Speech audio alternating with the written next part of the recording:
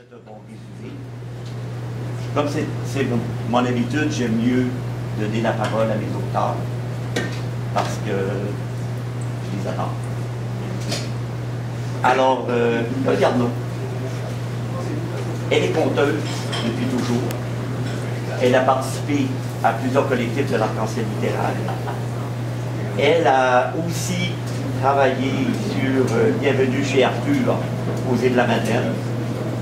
Elle a publié Le Jardin d'Héloïse, qui est un recueil de nouvelles littéristes.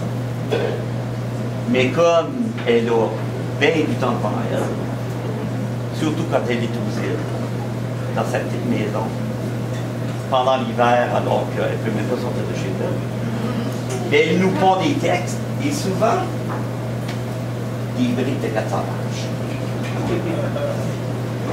Ici, les abat-jours parlaient, elle est venue chercher, parce que c'est un beau texte historique, et elle parle abondamment de vers soufflés Murano. Et dans mon musée, j'ai 350 pièces Murano. Il y en a partout. Et le personnage principal de ce livre-là, c'est une magnifique petite lampe avec un abat-jour rose, Murano.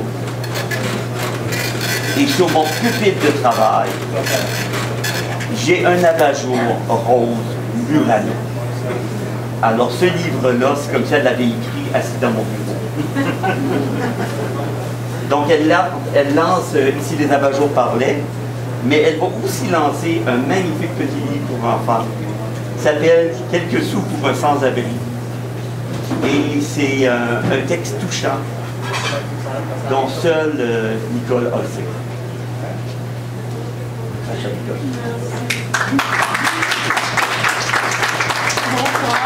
Et c'est pas pour ça qu'il m'a publié parce qu'il aime les Murano. Non, non, non. Eh bien, moi, contrairement à Régent, je vais faire une petite lecture pas longue et je poursuivrai en vous expliquant un petit peu l'histoire de ce livre. Et si les abat-jours parlaient, vous voyez, ils sont entourés d'abat-jours et de lustres. Alors, quel meilleur endroit pour lancer ce livre?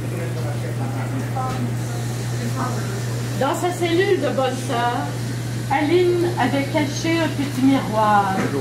Et ce soir-là, elle y regardait furtivement ses seins. Furtivement. Parce qu'une religieuse n'était pas censée s'attarder à des regards qui pourraient devenir troublants. Troublants. Si troublants. Elle y voyait des seins où toute vie semblait s'être échappée. Des seins qui, pourtant, se souvenaient d'avoir été caressés de ces doux gestes qui l'avaient d'abord étonné, puis enivré. Un temps c'était un temps qu'il avait fait palpiter de désir. Des gestes si nouveaux pour elle, ces gestes d'amour. Son cœur avait chaviré et elle n'avait plus résisté à Jean-Claude. Lui qui disait pouvoir traverser l'existence avec elle, braver l'interdit avec elle. Il n'avait peur de rien, de personne. Elle était si belle. Pourtant, quand la vie avait germé en elle, quand ses seins étaient devenus plus pleins ronds de la sève qui y montait, et qu'elle s'était sentie si heureuse de l'annoncer à son amoureux, Jean-Claude avait pâli. Un mois après, il s'était enrôlé. On était encore presque au début de la guerre en 1940. Il n'avait pas été conscrit. Non. Volontairement, il s'était enrôlé. Et il était parti. Il avait fui. Quand son ventre fut trop arrondi pour que sa mère ne le remarque pas, ce fut la fin de tout.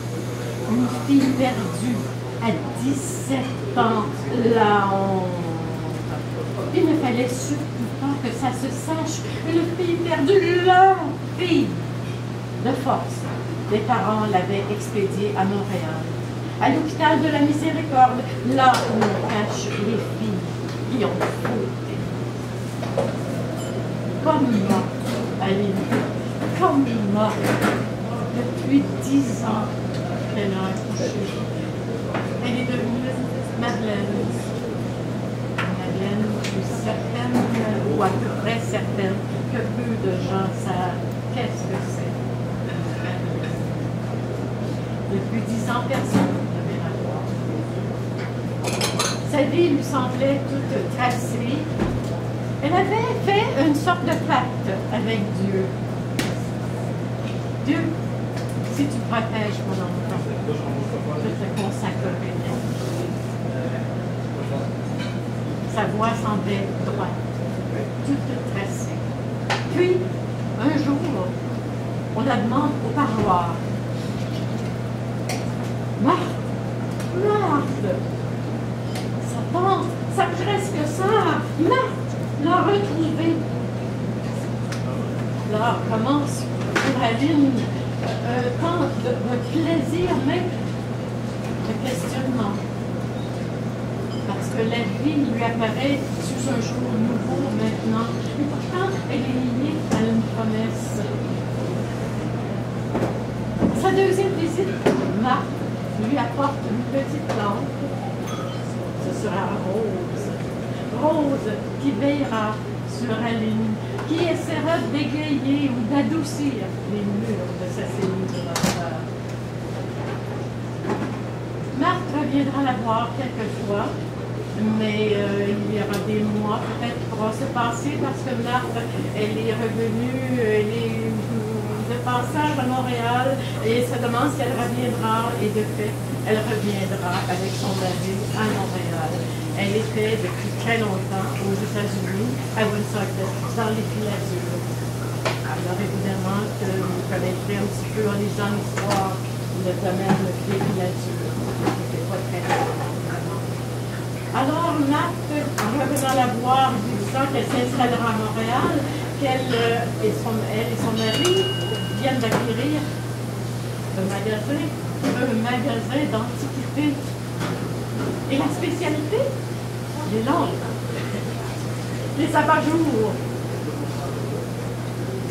Et Rose deviendra le témoin des angoisses d'Aline, d'une décision qui s'impose. Et pourtant, elle ne voudrait pas, parce qu'on peut renier sa parole. Et dans le magasin d'antiquité, Aline sera mêlée à la vie des lampes, des abat-jours. Et Marthe est folle, et même Aline, quand ils mettent la clé à la porte à la fin de la journée, ils seraient bien étonnés d'entendre les abat-jours. Les lampes se mettent à bavarder, se mettent à raconter leur histoire. Et ces histoires, d'une époque à l'autre, d'avant-guerre, d'entre-deux guerres, d'après-guerre, c'est la toile de fond du Québec, surtout du Québec. Et c'est là que Aline aussi sera mêlée à cette vie bouillonnante dans les années 50. Une vie qui... Elle n'a pas vécu une vie comme ça. Elle a 17 ans, elle est partie de Métis, son point de pays. Et puis là, si elle sort de communauté, elle sera mêlée à quoi? Une nouvelle société. Même le refus global est déjà passé inaperçu pour elle, entre les murs de son couvent.